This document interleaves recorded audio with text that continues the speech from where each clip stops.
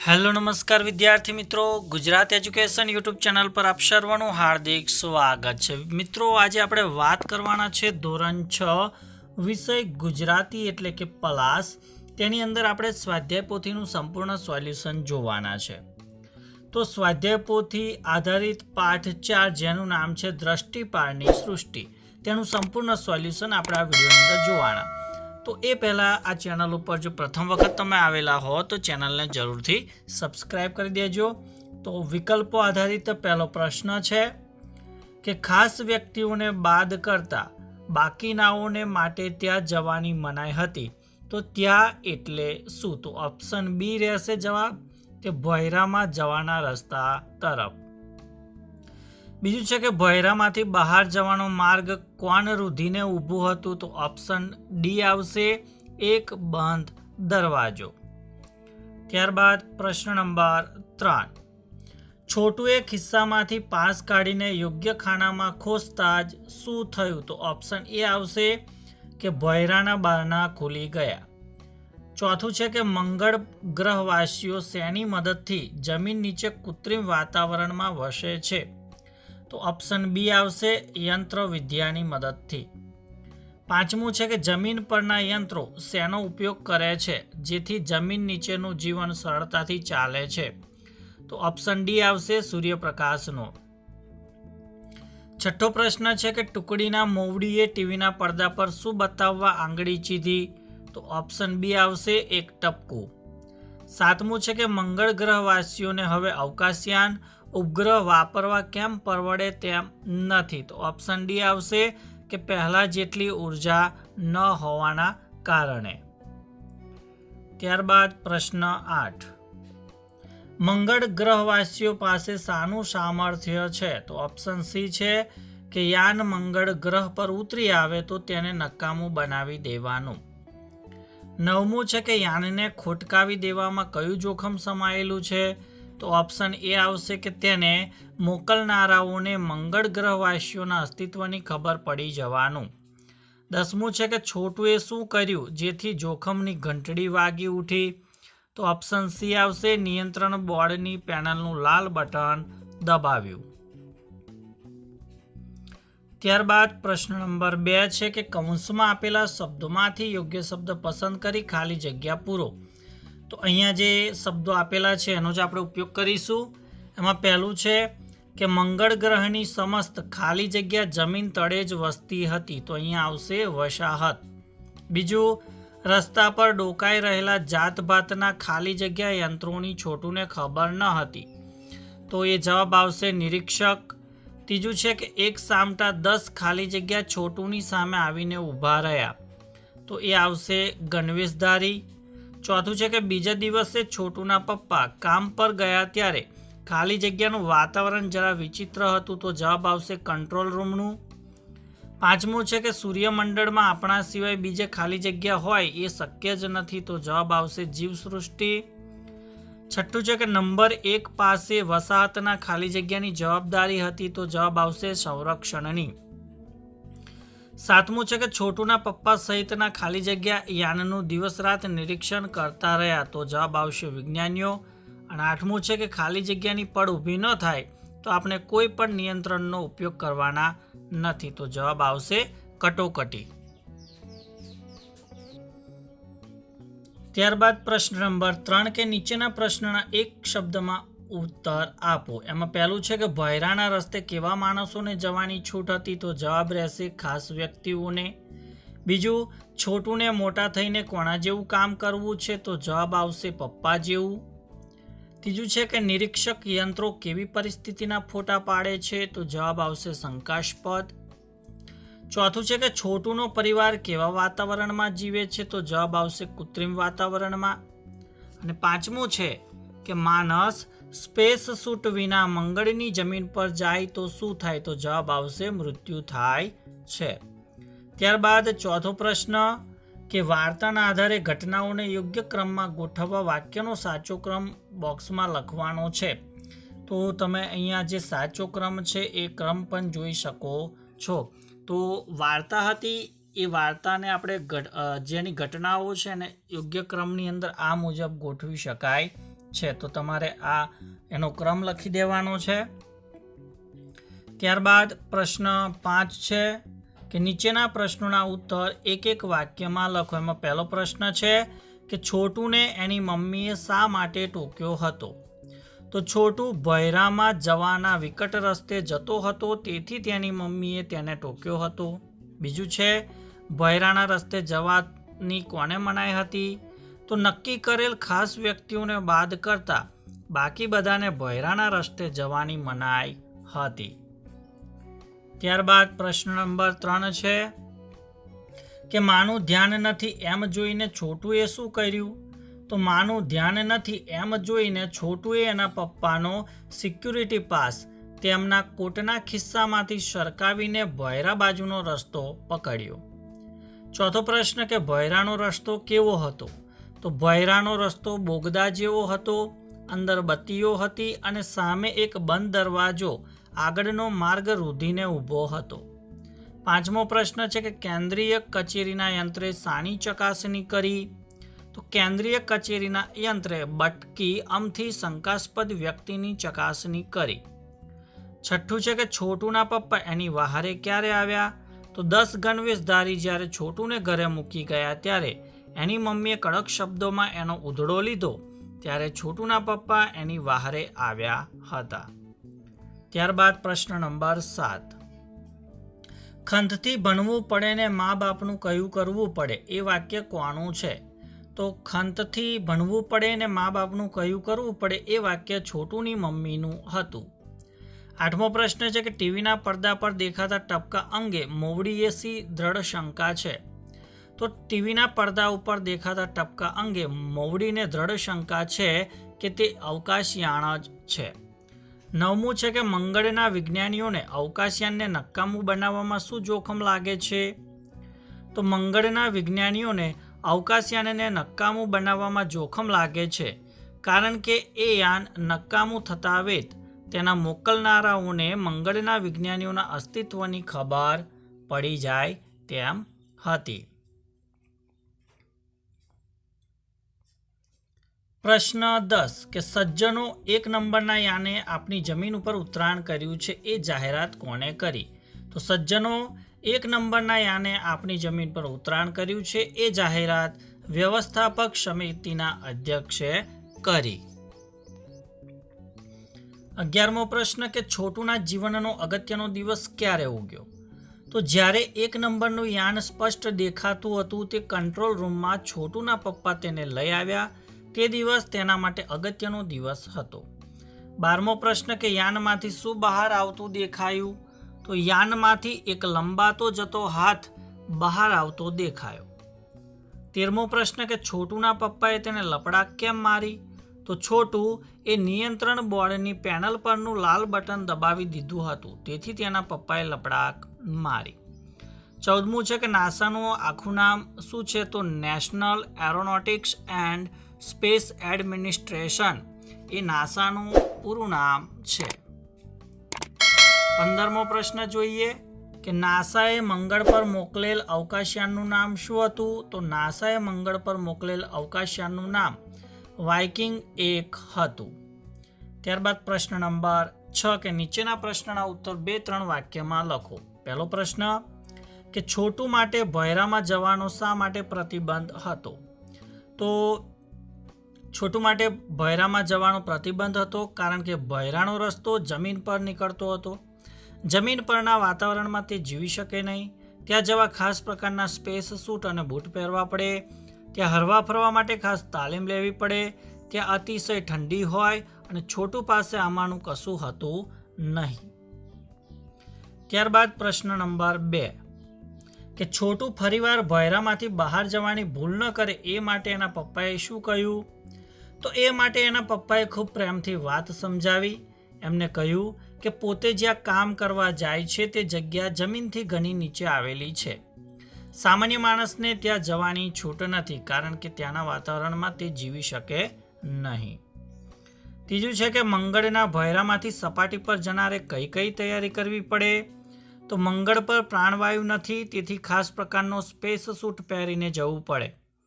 જેમાંથી શ્વાસ લેવા પ્રાણવાયુ મળી શકે અને અતિશય ઠંડીથી રક્ષણ મળે.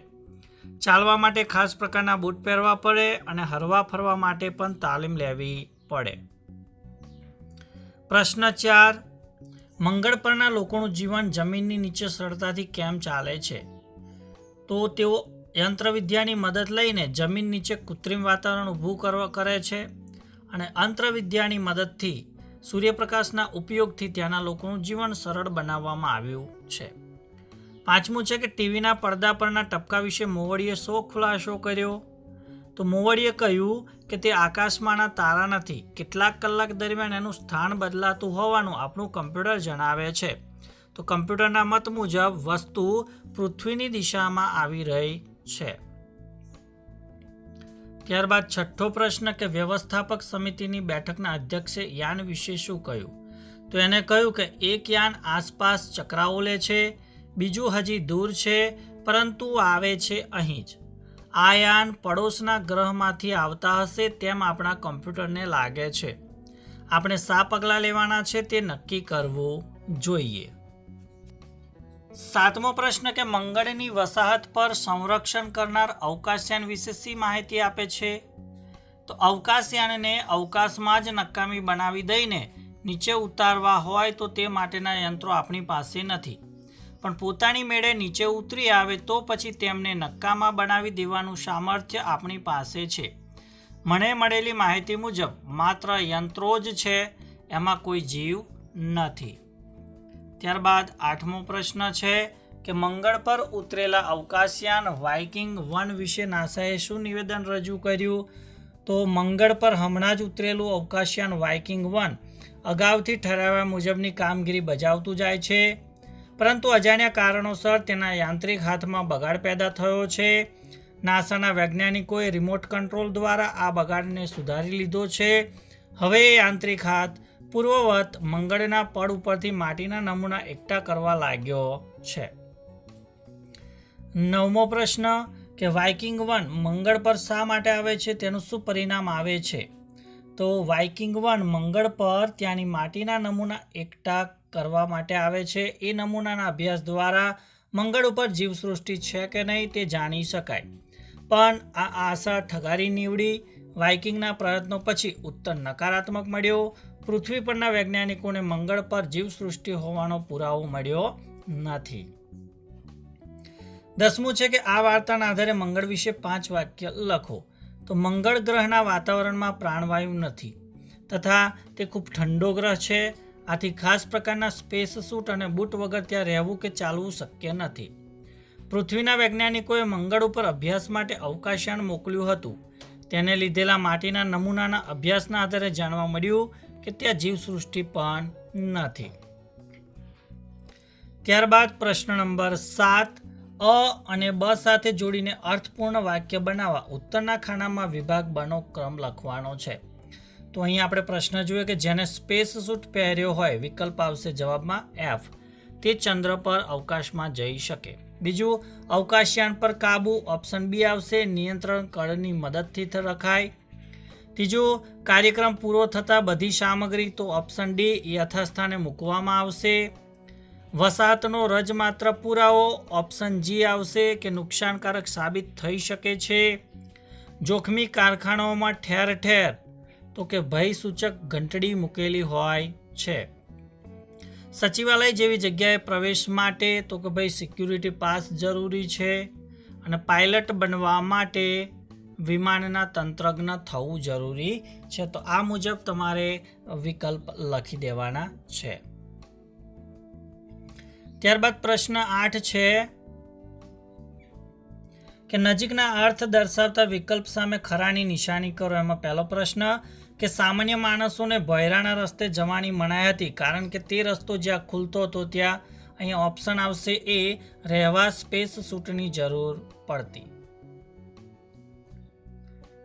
બરાબર. બીજું એવું પણ કહેવાય કે ભાઈ આ ના કહેવાય એટલે ઓપ્શન એ જ સાચો છે.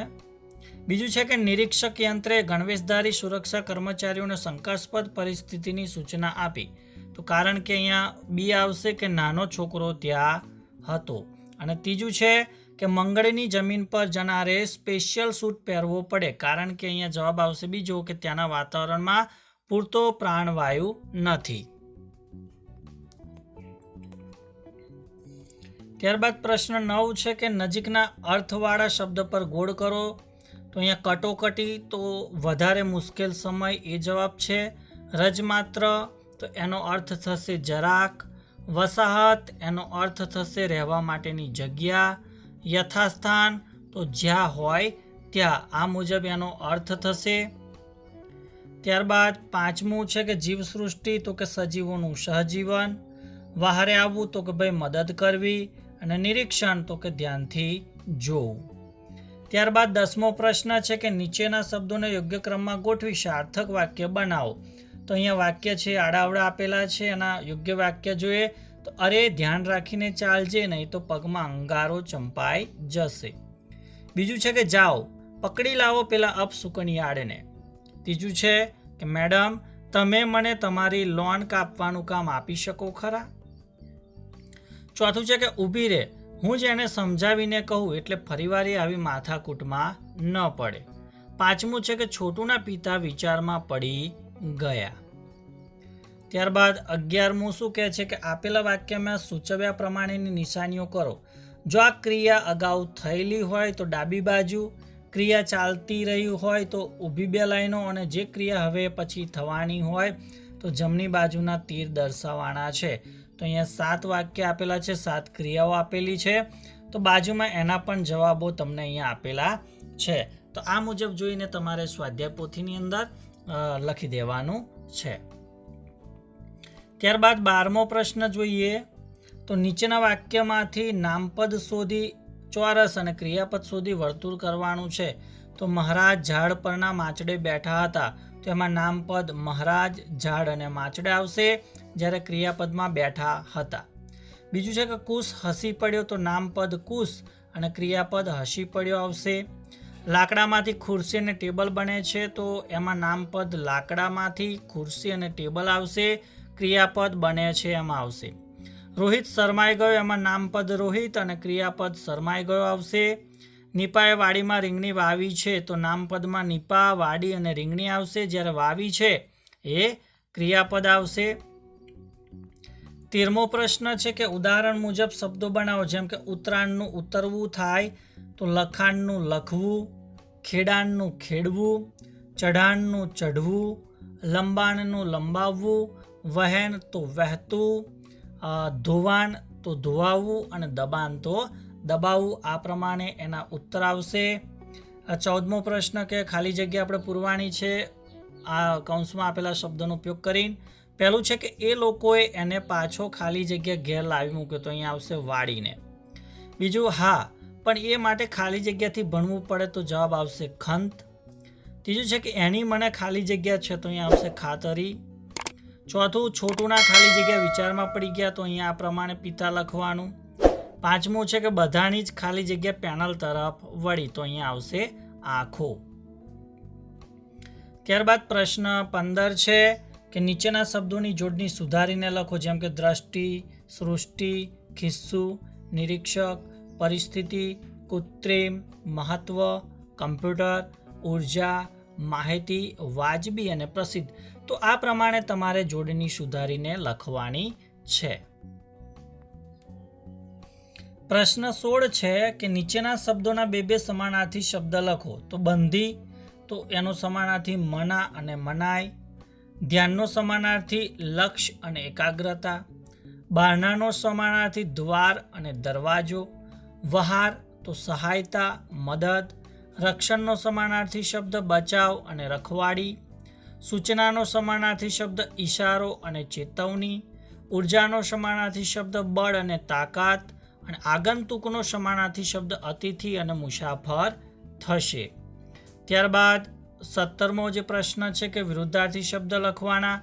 તો અંદરનો વિરોધી બહાર, સુયોગનું વિરોધી વિયોગ, કડકનું વિરોધી નરમ, કૃત્રિમનો વિરોધી કુદરતી, વાજબીનું વિરોધી ગેરવાજબી, ઈચ્છાનું વિરોધી અનિચ્છા અને નકારાત્મકનું વિરોધી સકારાત્મક થશે. પ્રશ્ન 18 છે કે નીચેના શબ્દ સમૂહ માટે એક શબ્દ લખો. પહેલું છે કે દેખરેખ રાખનાર માણસ અથવા યંત્ર, તો એને નિરીક્ષક કહેવાય. બીજું, માહિતી જણાવવી કે રજૂ કરવી, તે એને નિવેદન કહેવાય.